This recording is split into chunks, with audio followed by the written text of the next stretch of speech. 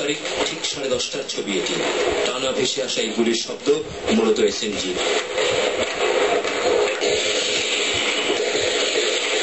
একে বিদ্রোহের প্রথম প্রকাশ হিসেবে মনে করা হলেও মূলত তখনই পিলখানার ভিতরে শুরু হয়ে গেছে নির্মম হত্যাযজ্ঞ। দরবার হলের সিলিং এ প্রাণ বাঁচিয়ে সে সবই দেখেছেন মেজর মনির।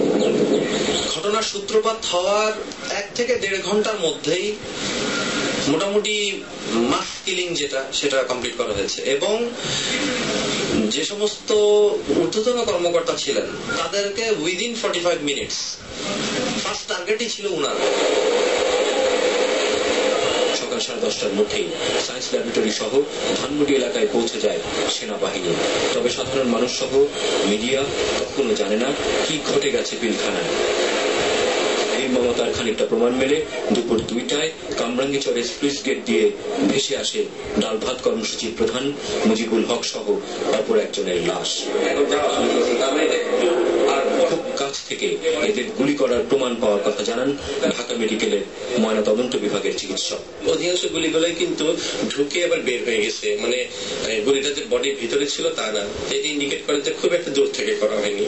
ময়নাতদন্তে নিহতদের পেটে পাওয়া খাবারের অংশ দেখে তারা এখন নিশ্চিত মেডিকেলে আসা 32 জনের অন্তত 25 জনই নিহত হয়েছেন প্রথম 1-2 ঘন্টাতেই।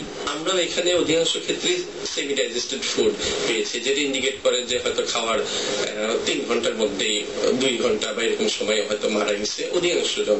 তবে 26 তারিখ দুপুরে মিডফোর্ডে আসা প্রথম 6 জনের মৃত্যু হয়েছে এখানে আনার ঘন্টা 10 আগে। আমাদের কাছে যেদিন আসছে তার 26 তারিখে যেগুলো ডেড বডি আছে সেগুলো ডেড বডির মৃত্যু সম্ভবত 8-9 ঘন্টা পূর্বে হয়েছে, 8-9 ঘন্টা পূর্বে। আর পরেগুলো স্বাভাবিকভাবেই 1-1.5 দিনের মধ্যে এগুলো প্রায় 24 ঘন্টা 26 ঘন্টার মধ্যে ডিস্টেন্সের মধ্যে এগুলো হয়েছে। ব্রিগেডিয়ার বাড়ি সহ ওই 6 জনকে জিম্মি করেও শেষ মুহূর্তে মেরে ফেলা হয়। Shakil Ahmed, one news, Dhaka.